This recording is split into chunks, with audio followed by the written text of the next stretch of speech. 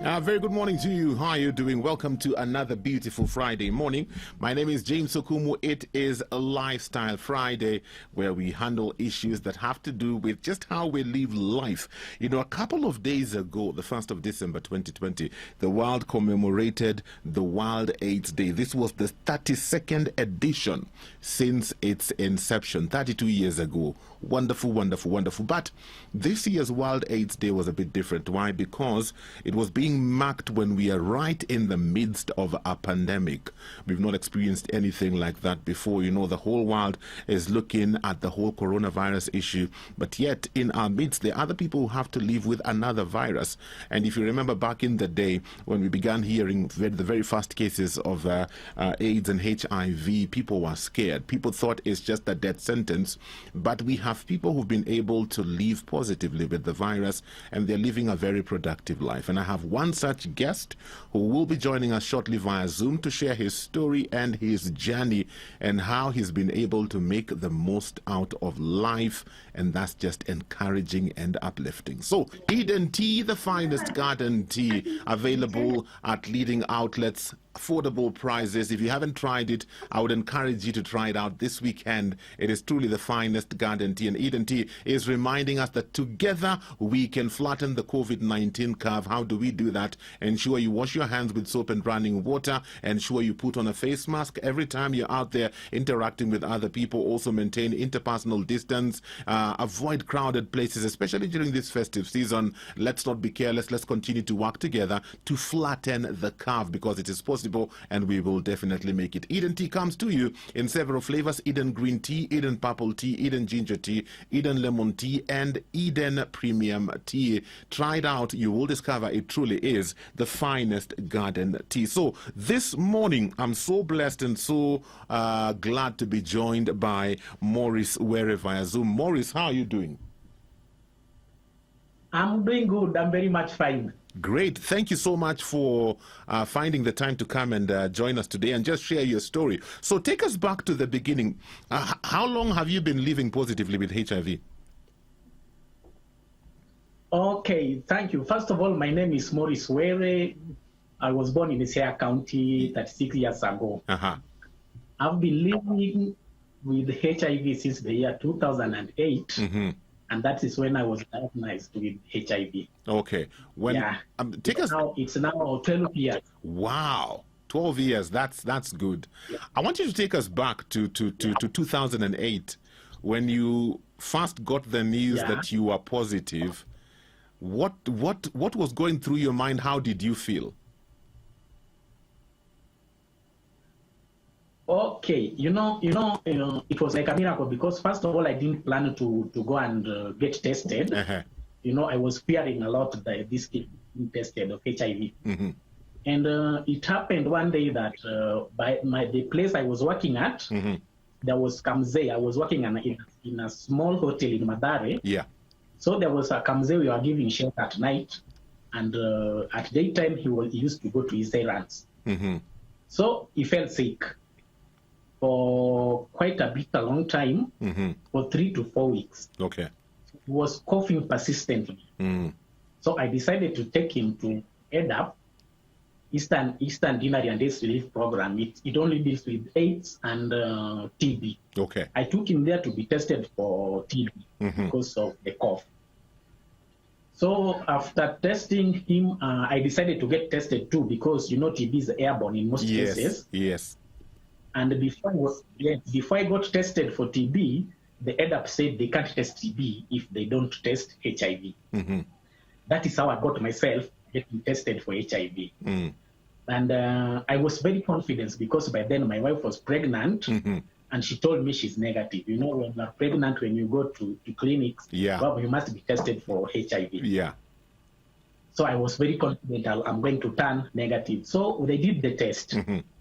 After doing the test, it came up with 2 lines. And you know, I with confidence, I told them, before they tested me, I told them I don't even need a counseling.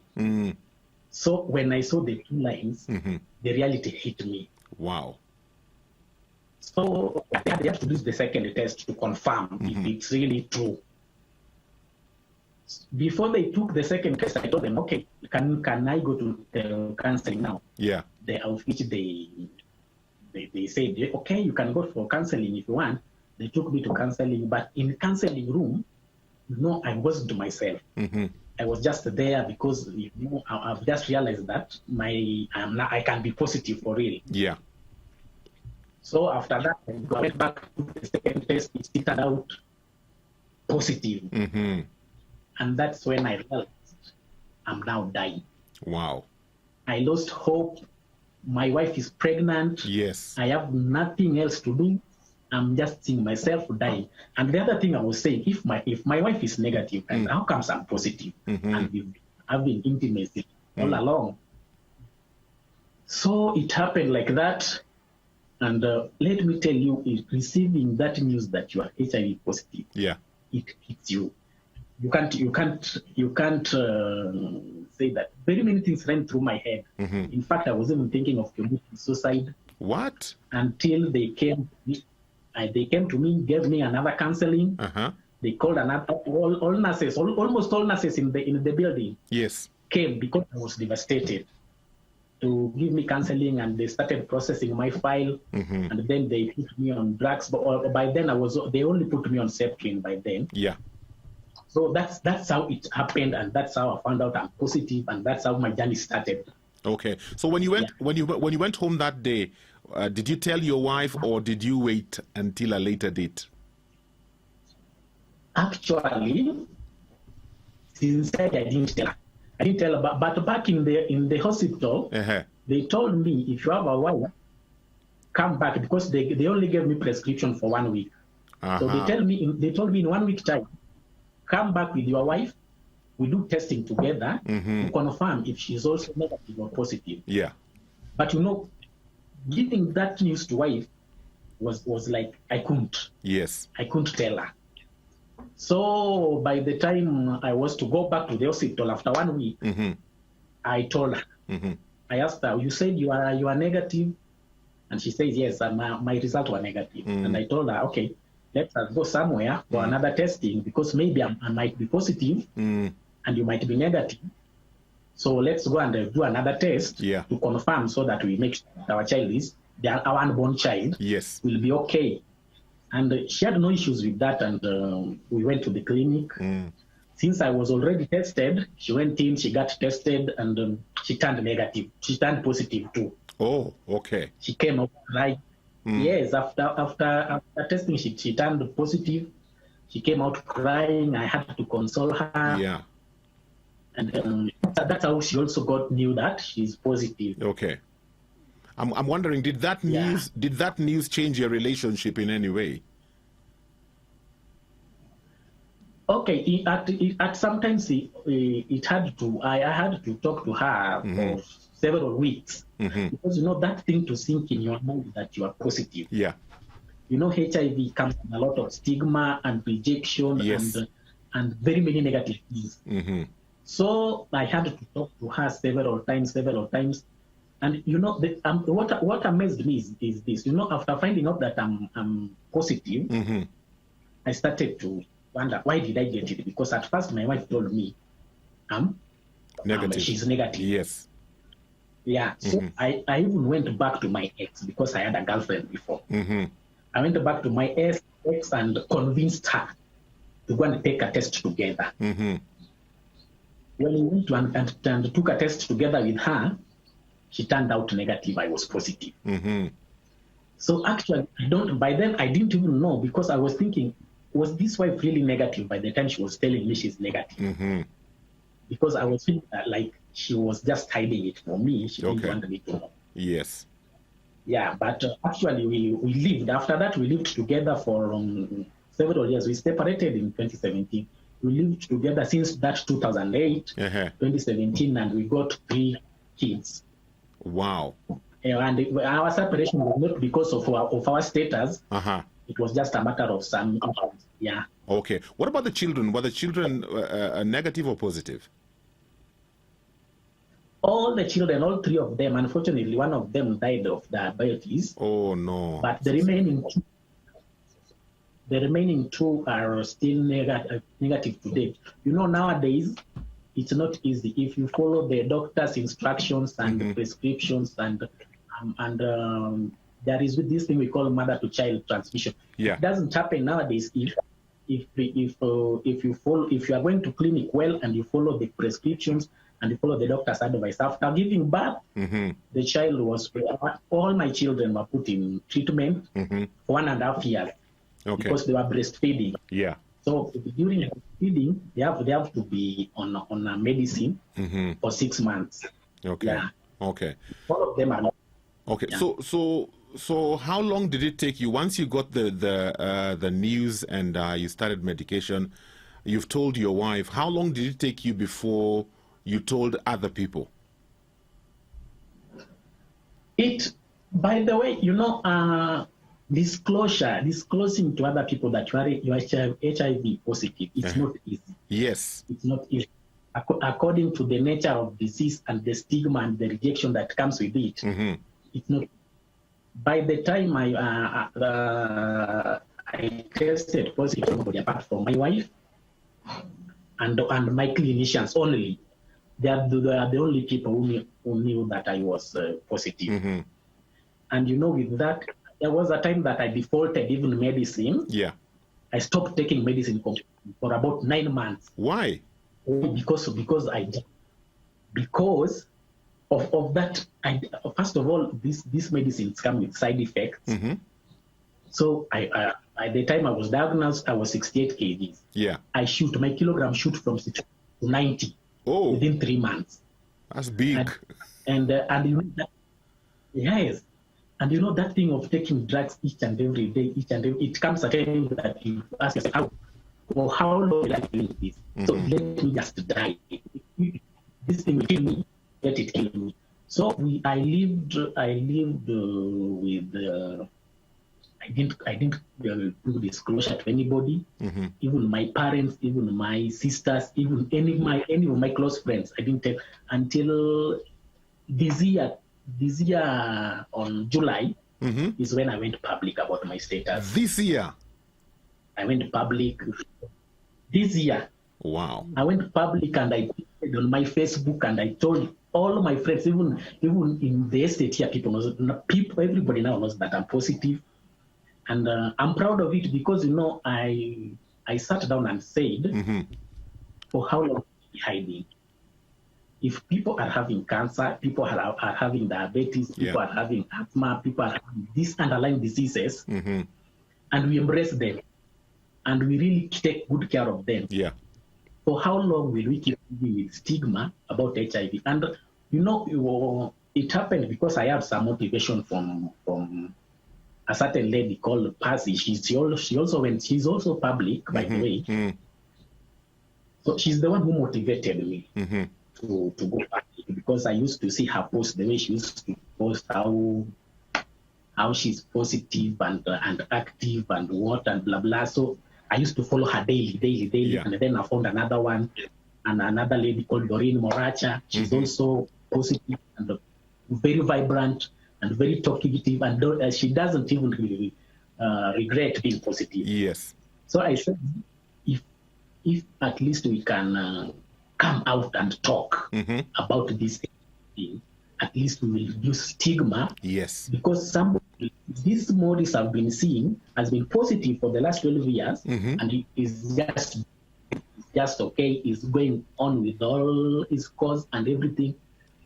And that's how I came out. I opened another Facebook account because, you can't just, it's not easy to disclose at once to everybody. Yeah. So I opened another Facebook account because my other Facebook account had everybody, churchmates, my relatives, everybody was there.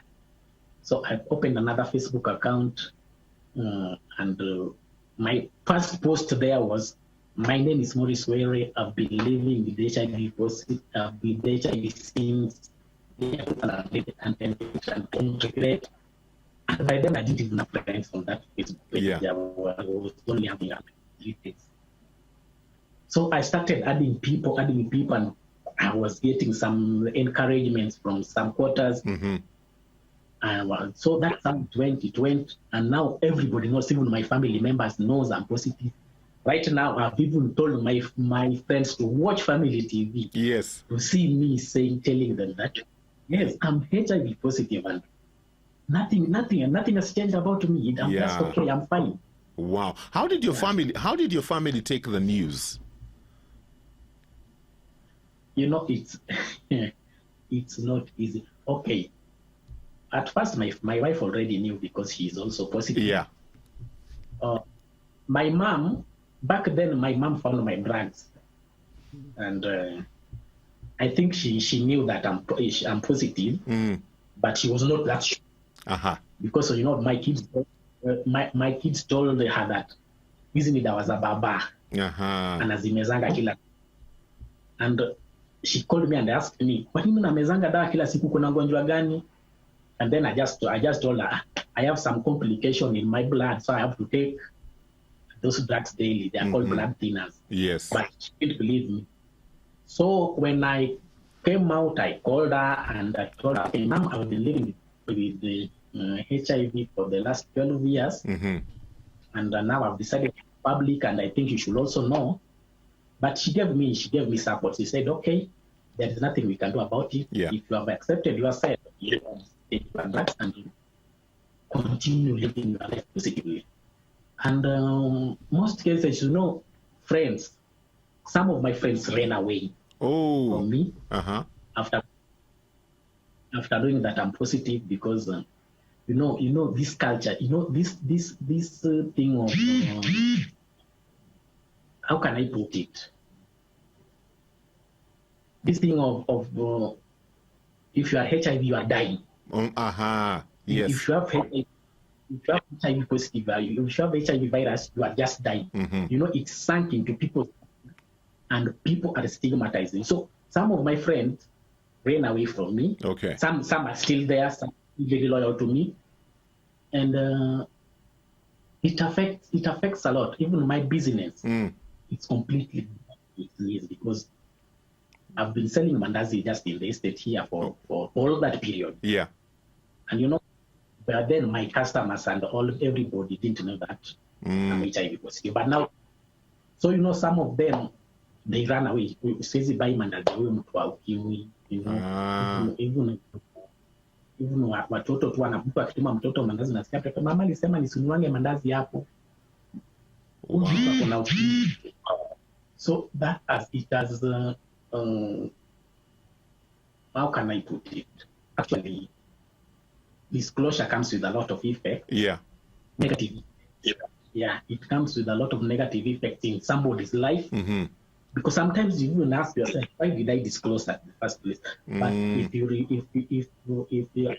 if I remember the cause and why I wanted to disclose, I say it's okay. Yeah, it's okay. Something will come after this. Something better will come out of this. Okay. So my family, some of them are not okay with me. Even if you can call somebody, akotupa nyumba, you call him, you say, can you please pay me a visit? He'll definitely feel I'm not around. Because he doesn't want to associate with HIV positive. Yeah. Yes. Wow. That must... And some of them doesn't believe. Some of them, even up to today. Yeah. Even this morning, somebody was, are you really HIV positive? Or you are just joking about it? I'm asking them, how can you joke with such grave disease like HIV? Yeah. Wow. This morning we're hanging out with Maurice Where he's sharing with us his story. And if you have any questions for him, 20316 SMS line, WhatsApp number 0786 316 316. This morning we are hanging out with Maurice Where. Maurice Where has been living positively with HIV for the last 12 years. I'm not getting the presenter. He's sharing his story with us. Okay, Maurice, you're not getting me. Now you're getting me.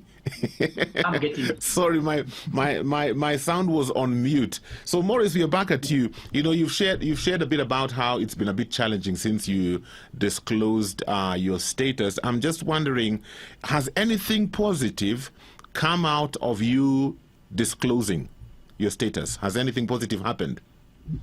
Okay. Thank you for that question. Ever since I disclosed my status, No, I've found so many people who are living positive, who are hiding. Oh. Some of them are not taking drugs because of that stigma and fear. And I've interacted with them. I've interacted with ladies and gentlemen outside here. Some of them were completely drained. Some of them were not able to stand up again. Some were just seeing that like they are dying. So I was giving them my stories. I'm telling them I've been living with this thing for 12 years. Yes. And they come back to drugs. Several of them have come back to drugs. Several of them are now doing very much okay. And that's a very positive thing that has happened, because our main aim is to stop the spread. You know, if you live in denial, yeah, you are sitting back there, you don't take your drugs, you are living in denial, you are spreading the virus, and you are spreading the stigma. You are making the stigma to rampant. So I think that's the one thing that I've achieved since I disclosed my status to public. That's one thing I've achieved. Talked to so many people, and I think I've changed the way they live and the way they think and the way they see this HIV thing. Yeah. And they are now taking their medications properly, and they are doing good. Okay. Apart from the stigma and also your business being affected, what are some other challenges you've experienced since you came out and said, I am living positively with HIV?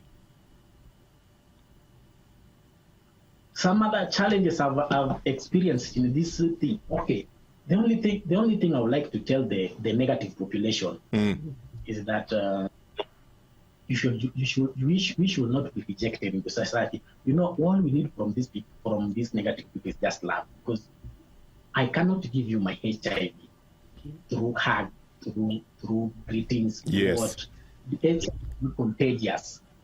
So the only challenge I've faced so much is like somebody is avoiding you. That's the biggest challenge. But these others are here and there. These others that we can cope with them.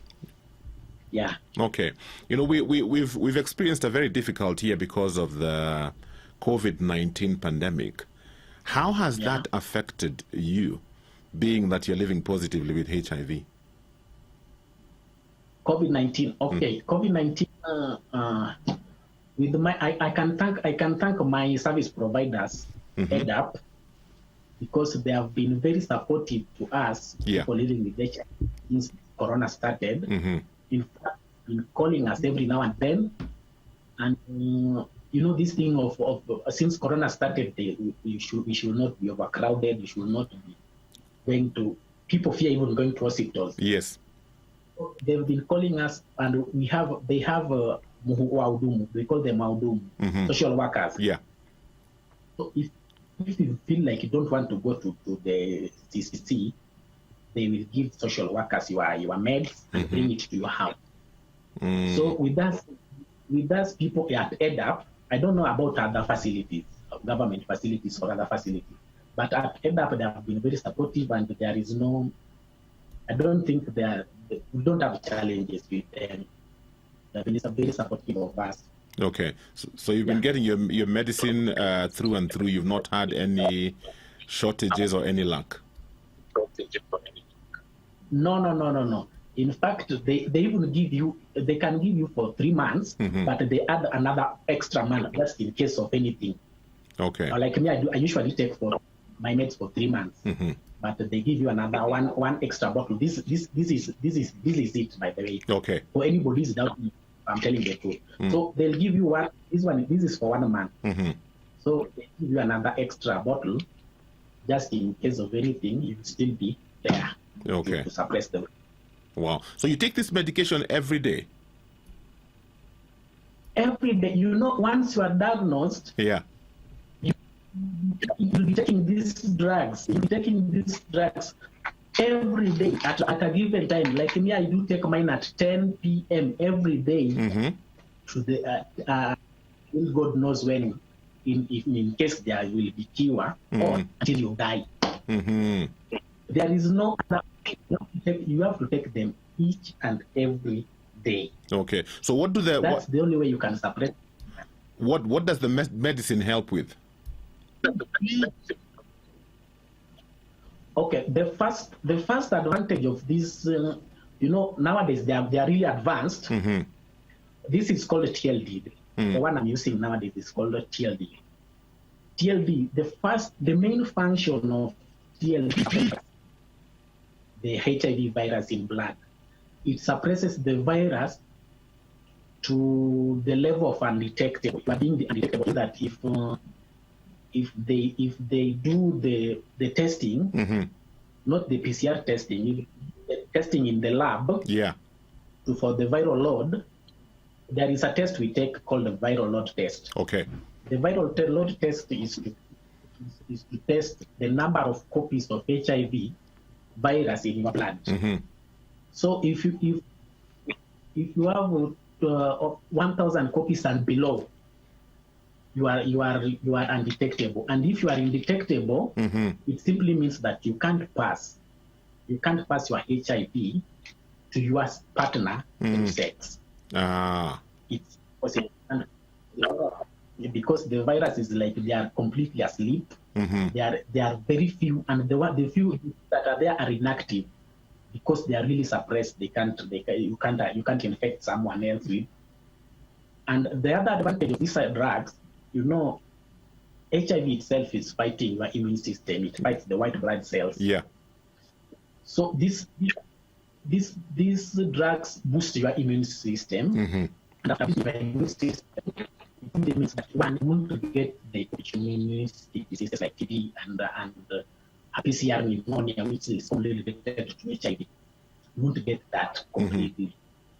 So, these drugs, if you use them well, you live normally. And your life expectancy, you can live it completely. You can live it to the end if you are using these drugs properly. Those are the advantages these drugs we are using nowadays. Okay. The other thing, these drugs are they don't have side effects like the one we were using before. Okay. They are just very normal. If you take them, you just feel okay, you are just okay. They don't have side effects like the ones we were using before. So these ARVs they have very advantages very many advantages for us people living with HIV. Okay. So with the drugs, I'm just wondering, do you have to buy the drugs or does the government freely supply the medicine to you? Since 2008, I've never used even in my medication. Okay. Never ever. Not even a single. I just go there. I just go to the clinic. I take my prescription.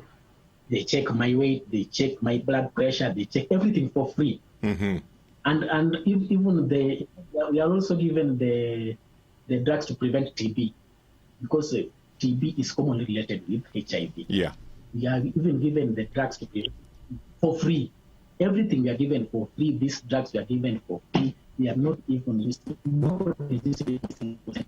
It's completely free. Wow, that's good. That's good. I'm wondering, do you have support groups where you get together? Because I'm thinking sometimes with a condition like this, especially with all the stigma, sometimes it can be a bit discouraging and it can cast you down.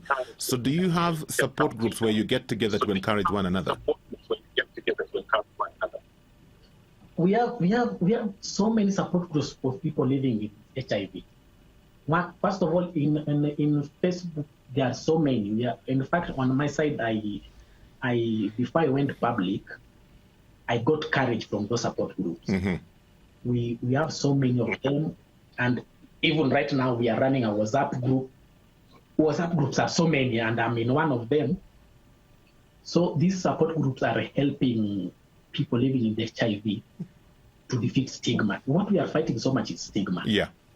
But actually, to answer your question, we have so many support groups, both on social media and even in societies. Yeah. Wow. There's somebody who's sending an SMS in regards to the stigma issue. There's somebody who's sending an SMS and they're saying that is one of the reasons they have never disclosed their status. They've now been living positively for 20 years, but they've never said anything to anyone because of the whole stigma issue. I don't know what you can tell an individual like that. Okay, what I can tell not only him but anybody living with HIV,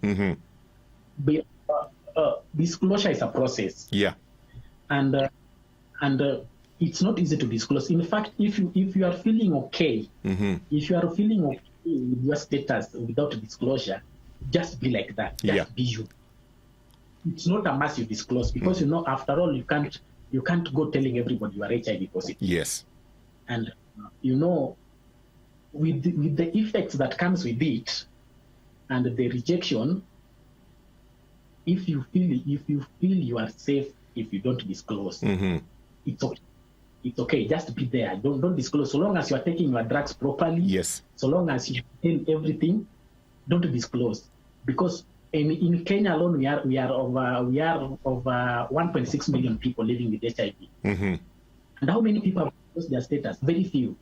Very few. In fact, we are let's say less than 2,000 people have disclosed their status in this country as living with HIV. So it's not a must. It's not a must. As long as you feel you are okay, and the repercussion that comes with disclosure. Yeah, it's not easy. It's not easy. Even me, I'm talking to you, I'm still going through hell outside here. Telling you. Yeah, I'm telling you what I'm facing outside here is not that easy, but I'm coming out strong. Okay. I'm coming out more strong. Wow. The other day I was seeing a report that was saying that a lot of our young people, teenagers, late teens, early 20s, a lot of them are contracting the virus. I don't know what your thoughts about that are. Is it that people are becoming careless, or is it that people have forgotten that this virus is still with us? What's your opinion? Okay, HIV, the teens and the youth. The report is saying that the 25 years and below are getting infected more. I've been trying to reach these youths severally in my platforms, in my Facebook page. I have a Facebook page, and what necessarily is I think what we lack so much is enlightenment. We are not enlightening these teenagers on the effect of being infected by HIV. HIV education, as the way you are being taught in school, you are only told HIV skills. By my time, we are being told HIV kills. Yes. We were not even being told of their reason. We are being told of ABC: abstain, be faithful, or condomize, or use condom. But not working. How many people are faithful to their partners? Even these teenagers, very few. So this abstaining things is not working. If you tell teenagers to use the condoms, they don't. They tell you can't eat a banana if you don't peel it. You have to peel banana before you eat it. So I think the challenge is we should focus so much on educating these youths. Yeah.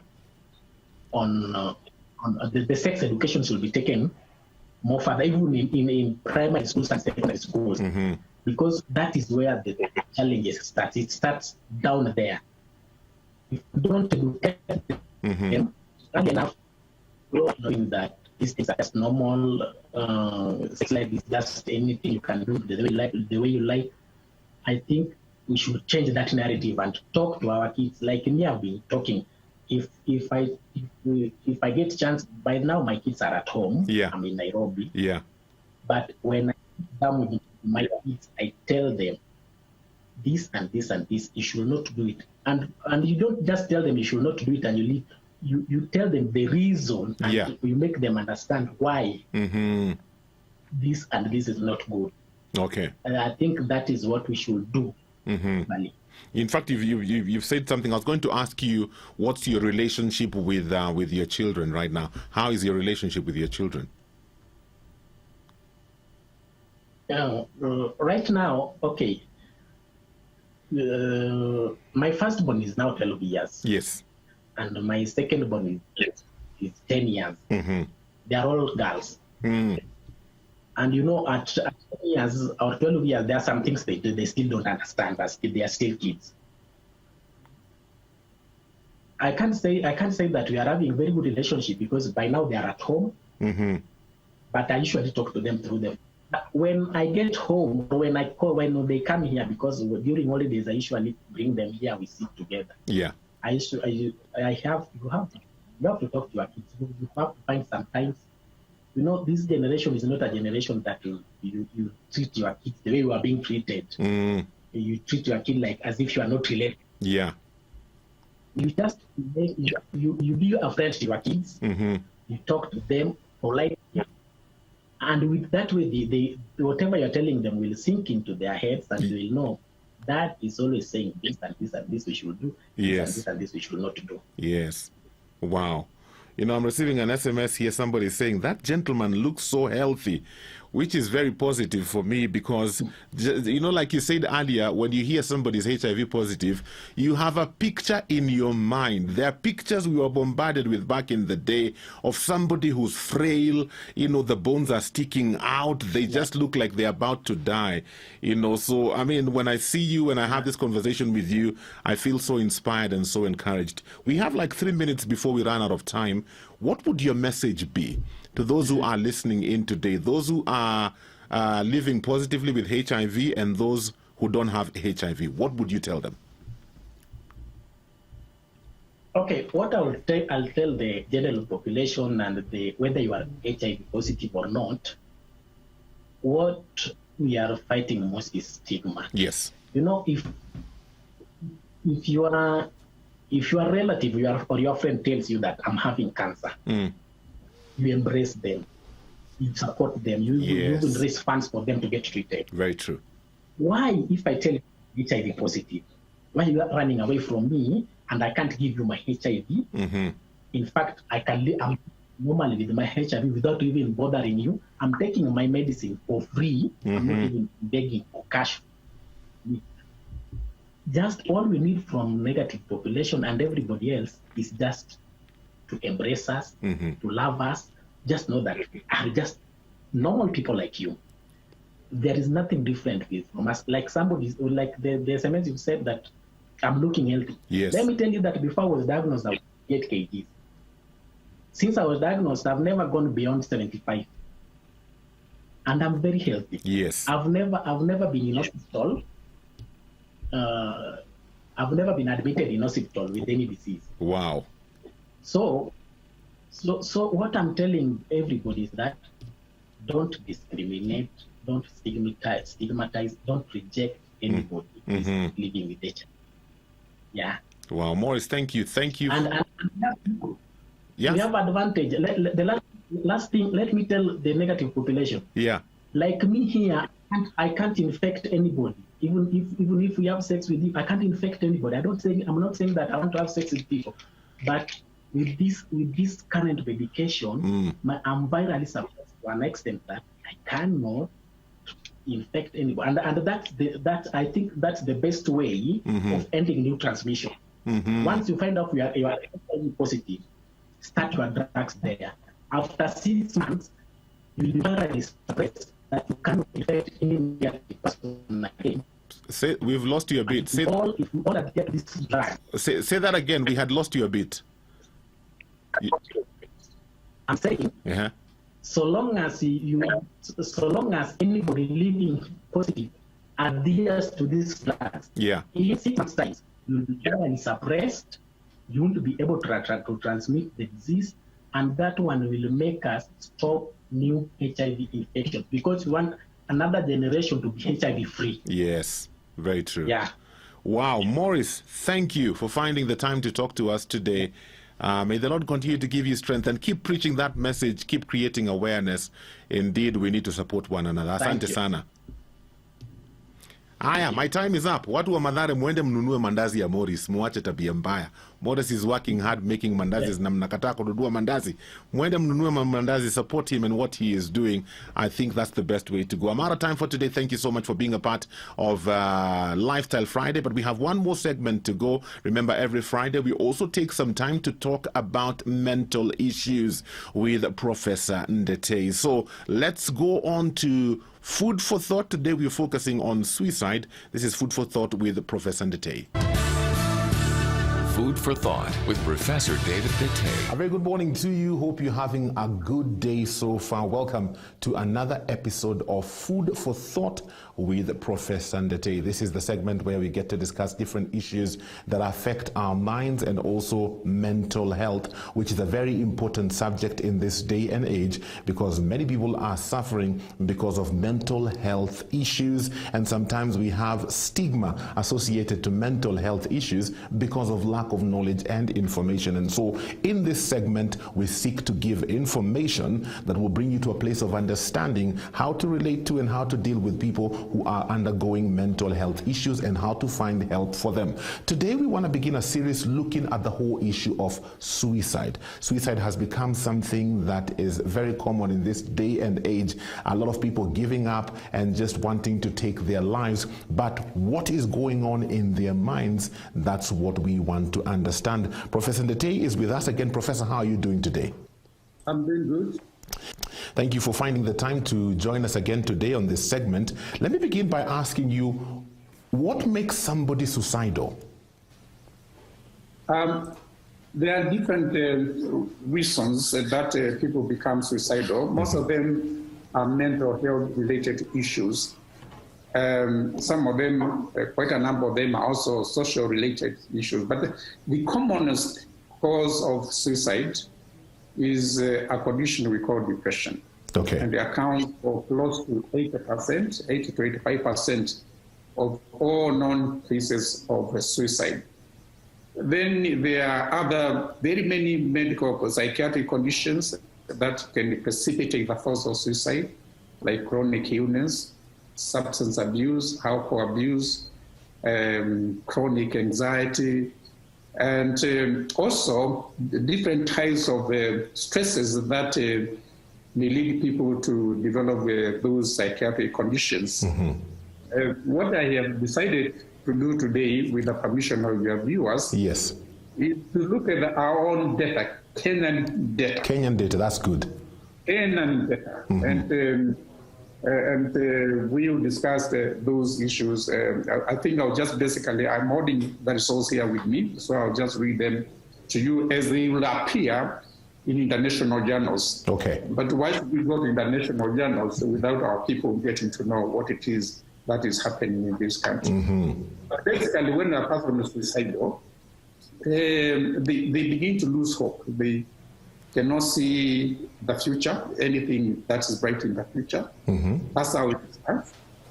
And then they go backwards and they look into their past and they think wrongly that they have been failures all the way around. When in actual fact, many people looking at them will think that they are role models, they have been very successful. Okay. And then they also come and look at their present and they say, there's nothing that is happening. And then gradually, they started developing ideas of taking away their lives. Mm-hmm. It occurs with the suicidal ideas, and with your permission, I'll read them. Mm-hmm. And then when they have gone past the suicidal ideas, they start planning how to take away their lives. Yeah. That's we call it the suicidal plans. And then eventually, there's an attempt on one's life. They make an attempt, they may die, or sometimes luckily they do not die, but they may have caused themselves considerable damage to their health, physical health. Like, for example, if they jump from a height, mm-hmm. they may survive with medical care, but with physical deformities. If they take poison, which may damage their stomach. And of course, there is also the issue of stigma.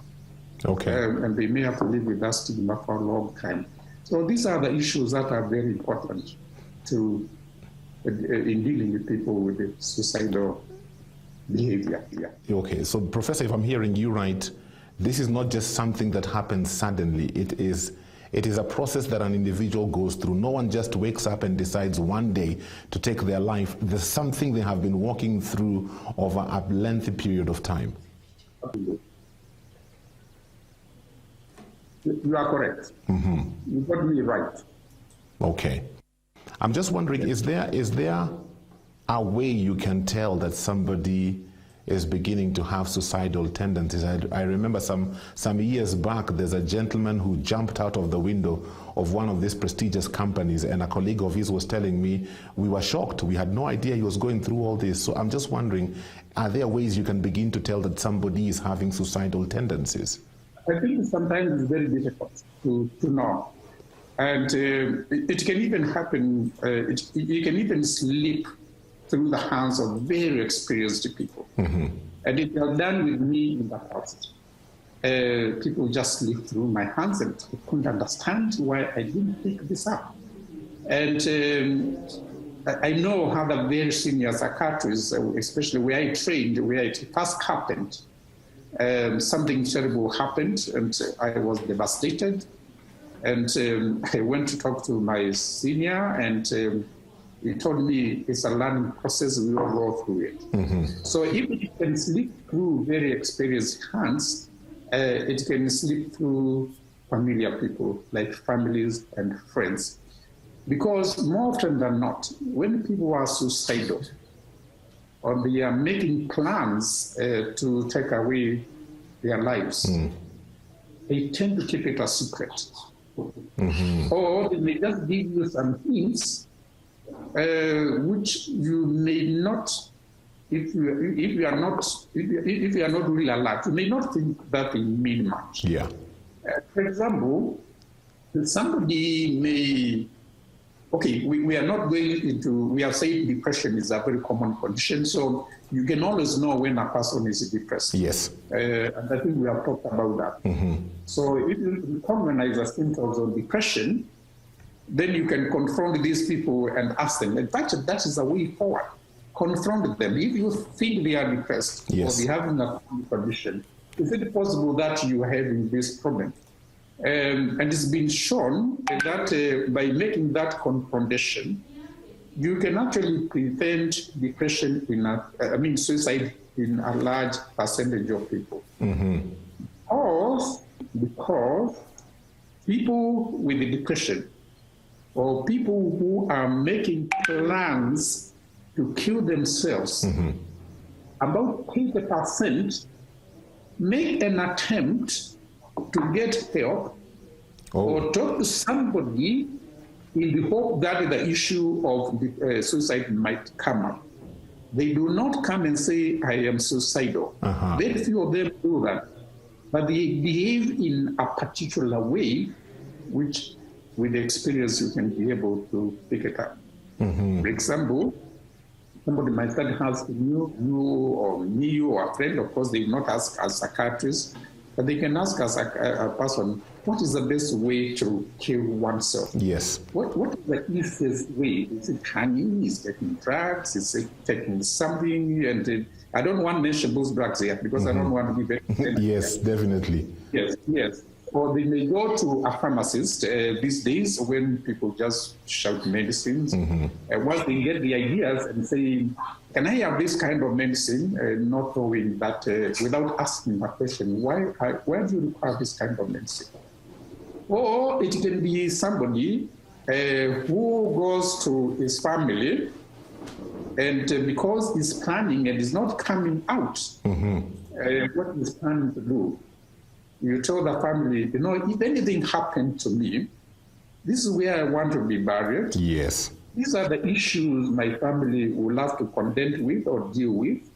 And we know that is very fashionable, writing wills. Mm-hmm. But then people can start talking like that when the actual motive is not just write a will, but they're actually planning to kill themselves. Wow. So basically, if if I suspect or I'm looking at somebody and I'm thinking they might be suicidal, I should not ignore what I'm feeling. I should follow up on it. In fact, what you should do is confront them. Confront them, okay. How do you do that? Confront. With these words, is it possible that you are thinking about taking away your life? Wow. Remember I said a little bit earlier, these people don't like what they are planning to do. Yet they want people to know about their plans when it has already happened. Yeah. In fact, they are so determined to kill themselves, but they won't say so.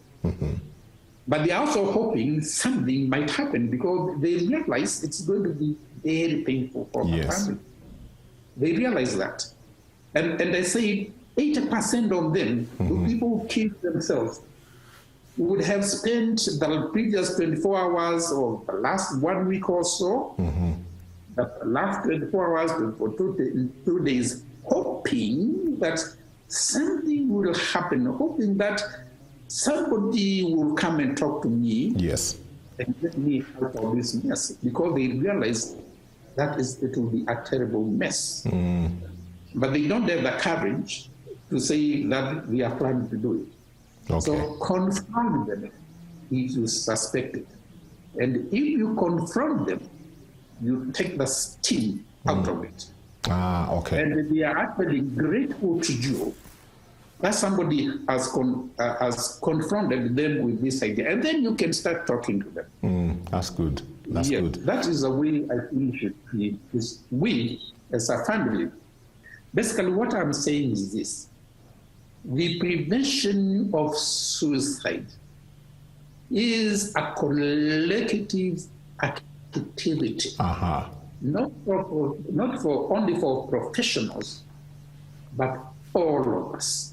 Thank you so much for your time this morning, Professor Ndete, and giving us insights into suicide. Now, we'll pick up on this conversation on the next episode. I'm sure in the next episode, we'll get into the figures and the statistics. So look out for that next week on Friday, right here on Jam 316 Lifestyle Friday. Have a good day. This and more of our shows, log on to www.familymediaonline.com to enjoy a wide variety of programs, from current affairs to testimonials and features, pastoral and inspirational shows, kids entertainment, and so much more. Also stream live on www.familymedia.tv.